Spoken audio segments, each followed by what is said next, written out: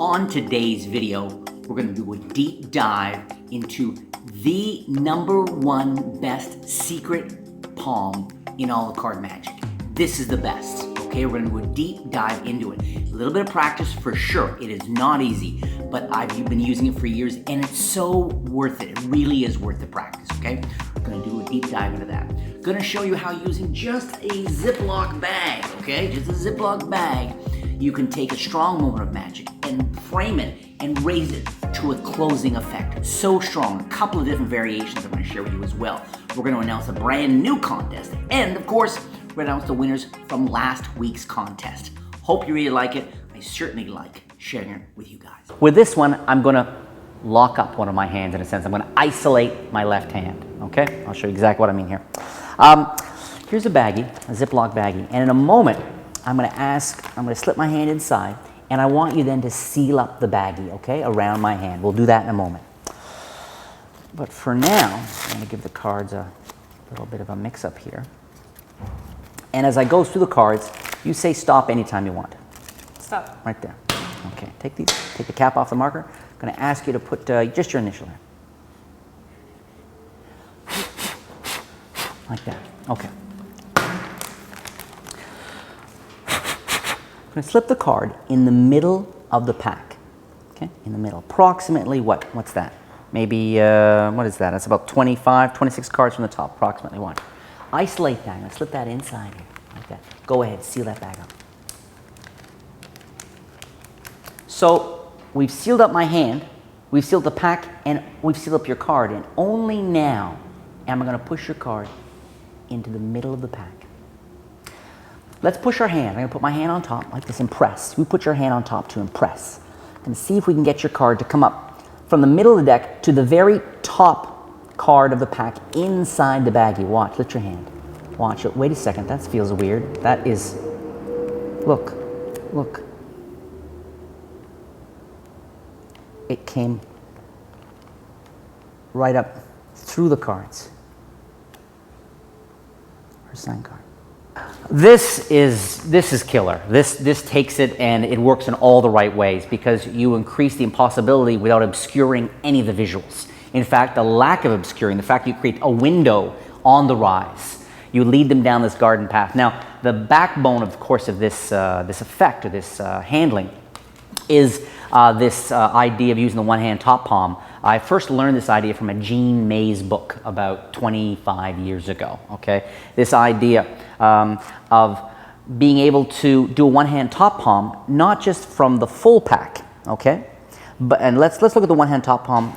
Again, it's the kind of move, you only need 3, 4, 5 card moves, really. You only need a few, really. If you're a student of magic like I am, like you probably are a student of sleight of hand, you want to learn as much as you can, of course. But you really only need a few tools if all you're thinking about is entertaining people with magic, with cards. And the one-hand top palm is well worth the time, okay? It's knacky. It took me forever. I didn't learn it in a week or a month. It probably took me 7, 8 months.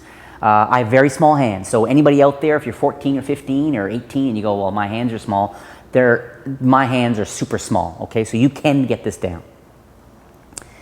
You're holding the deck from above, thumb at the back, fingers at the front. The pinky does all the action here. You have to just practice and practice and practice until you get, now notice I'm going to push the pinky off the corner. I'm working the card. Now the card is coming off. I want you to see it's coming off just a little bit, this corner here. Okay, it's coming off. This is how the deck looks now with that top card just off a little bit, okay? So I'm here. I'm going to try to give you sort of the back view here. And a little light on that. There's a little bit there. Press, and it is going to pop up into the hand. Now, you're thinking, if you don't do the one-hand top palm, you're thinking, well, Jay, what do you mean it just pops up into the hand? It levers. It's going to hinge off this corner and do that. It's going to come up off the edge. Let me show it to you again. As I say, pictures hopefully say 1,000 words here.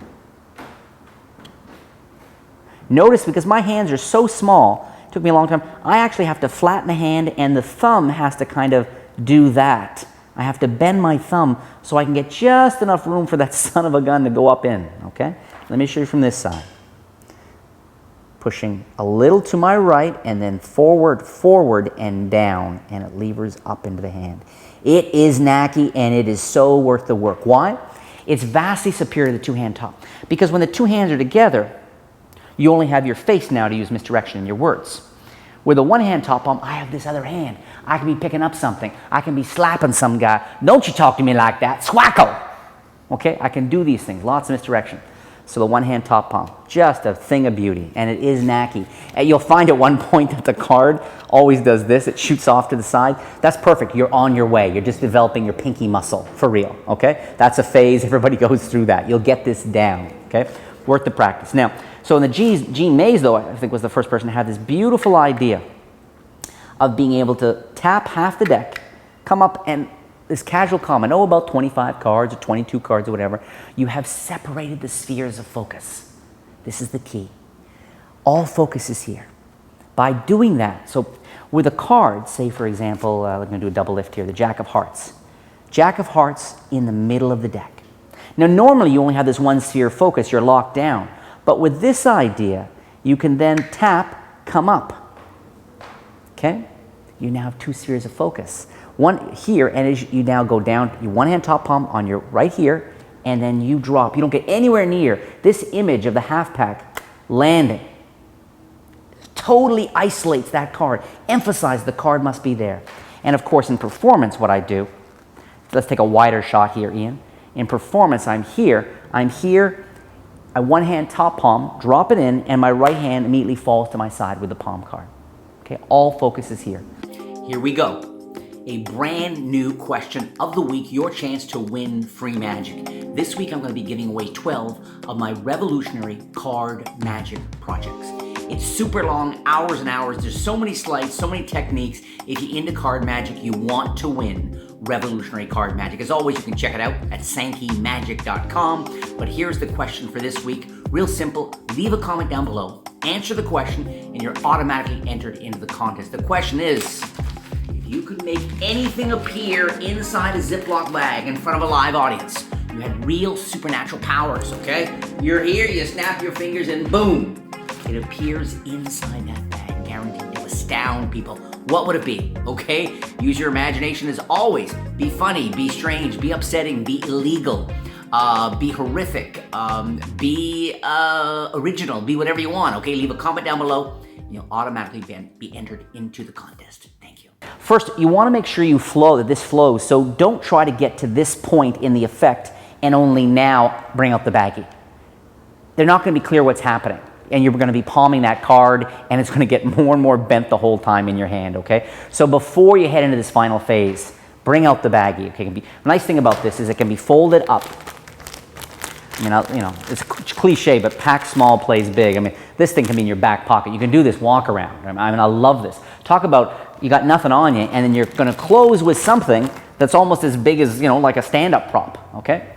Let them know what you're going to do. You trust the cards, me not trust my hands. So look, we're going to isolate one of the hands. You take this. I want you to hold on to that. If you got a couple people here, of course, then and in a moment what I'm going to do is I'm going to slip my hand in, and you don't do it with the cards first. I'm going to slip my hand in, and then I want you to seal this off, just like that. Now they know what to do, because you do not want the flow of this really beautiful dramatic ending. You don't want the flow destroyed, okay?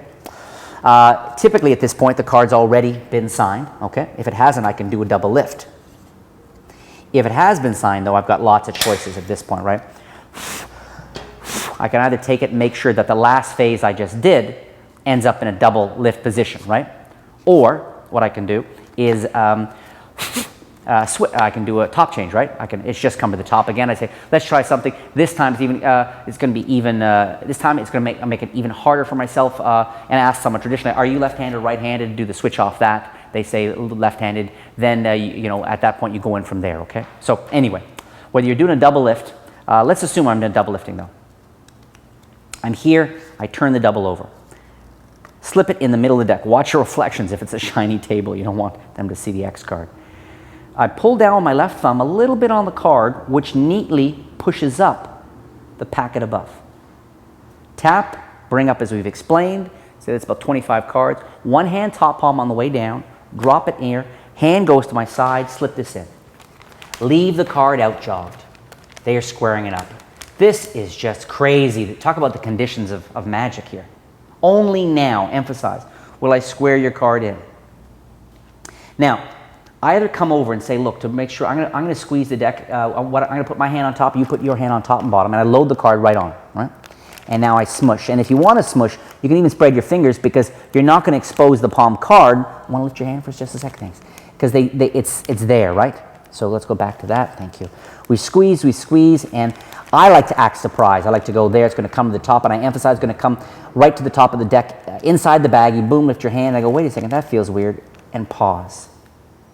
Now, depending on the lighting conditions, they will see that nothing is strange. Only when you do this, and they see that there's a relationship between what you're doing with your finger and the card moving. That's when, right? It looks, I mean, just that moment looks like pure magic. And then boom, and let this register. Okay, so those are the secrets for creating the illusion of the selected card melting up through the pack and through the plastic bag. But how about if you really want to make it even more dramatic, in my opinion, okay? And that is having the selected card melt down through the deck and through the baggie, mysteriously falling down. How about that? I'm going to share the secrets with you in just a second. But first, here are the winners, okay, from last week's contest. Last week, I was giving away the Incredibill. Very cool gimmick. Incredibill. Do all these transformations inside a folded bill.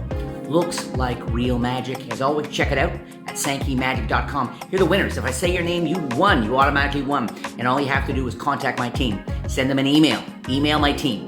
Send the email to contact@SankeyMagic.com. Let them know your YouTube name, your real name, because they're not always the same, okay? Your shipping address, and my team will ship out your prize. Here we go. The winners are Steve Holt, 5230.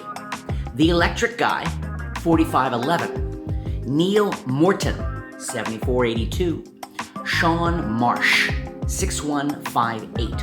This is crazy, this one. Solid Snakes, Ass Cheeks. Yep.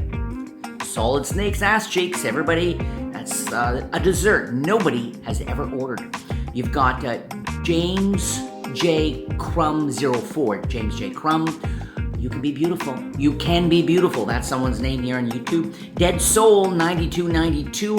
Heavy Metal 9749. Rhonda Fortson. Fortson 5205. You won. Last two. I hope it's you. I hope this week is one of these two is you. Mike Couple. KUPAL 413. And finally, Tricks and More Tricks with an X. You guys all won. Contact my team. Congratulations. Now, alternatively, let me show you one other thing I've played with before. And it's a little bit more mystery. You take this very visual thing and you add a mysterious element to it. And we're here, and that is I'm going to make it come through the bottom of it. We're here, I say go ahead, seal it off. I've got the card palmed, and what I do here is I do this like that, okay? And so I'm going to see if I can get it to come to the top. Oh, I don't know, maybe, well sometimes, rather than come to the top, maybe I can get it to come to the bottom. And I come over here, I press, I say let's see if we can go ahead, press. I go, I don't think it's working. Well, ladies say, lift your hands off. And I turn the hand over and I hold the card. And then I have this. I shake and I snap and I let that one card fall. And that moment, that mysterious moment of it falling down. And then I slowly turn the baggie over to show it's still solid. They saw it melt right through. There you have it. A selected card melting up through the plastic bag, a selected card melting down through the plastic bag, and I hopefully taught you a sleight that you're really going to practice, the one-hand top palm or the distant misdirectional version. So much cool stuff on the video. Hope you liked it. If you did like it, please click the like button. Click that like button and make sure you subscribe to my channel, okay? Brand new videos coming very soon. Click the notifications on as well so you know the moment they arrive. All right, thank you so much. Lots of cool magic coming very soon. Have a great day.